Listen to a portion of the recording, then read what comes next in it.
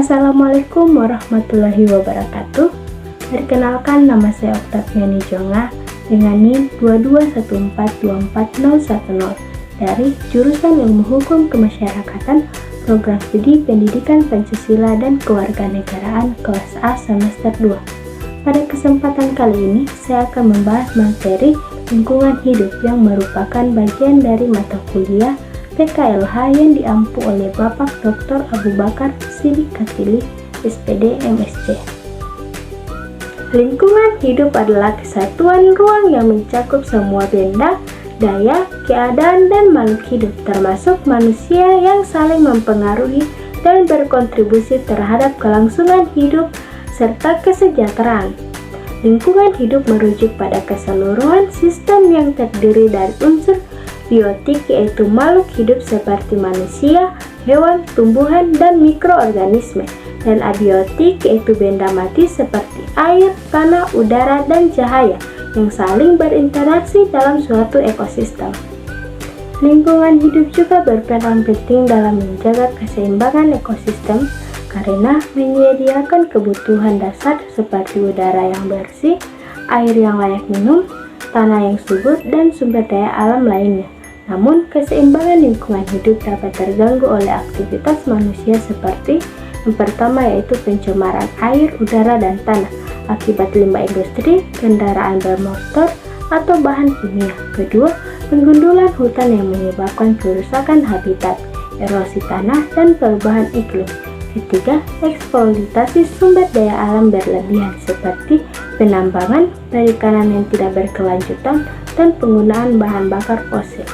Oleh karena itu, diperlukan pelestarian lingkungan hidup yang merujuk pada upaya untuk menjaga, mempertahankan, dan memulihkan kondisi lingkungan hidup agar tetap dapat menjalankan peran atau fungsinya yang sangat penting untuk keseimbangan ekosistem.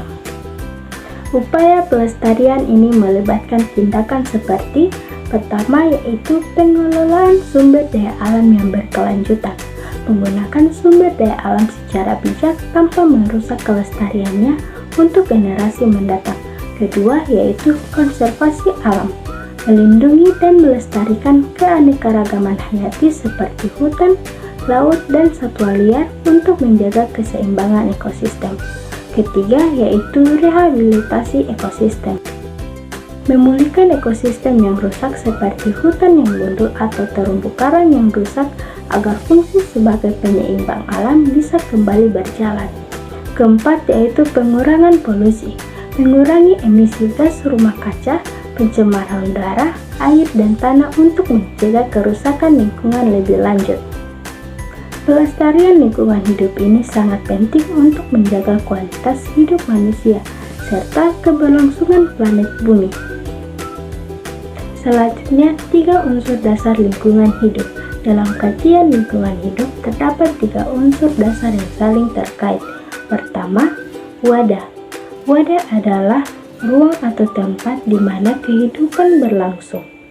Wadah meliputi elemen-elemen fisik seperti atmosfer, tanah, air, dan ruang angkasa. Wadah ini menjadi media yang mendukung segala bentuk kehidupan, baik manusia, hewan, tumbuhan, maupun mikroorganisme. Kedua, isi. Isi mencakup segala sesuatu yang ada di dalam wadah. Isi terdiri dari makhluk hidup atau biotik seperti manusia, hewan, dan tumbuhan, dan benda mati atau abiotik seperti air, udara, dan tanah. Isi juga termasuk sumber daya alam yang dapat dimanfaatkan untuk keberlangsungan hidup. Ketiga, tata laku. Tata laku adalah pola interaksi antara manusia dengan lingkungan hidupnya.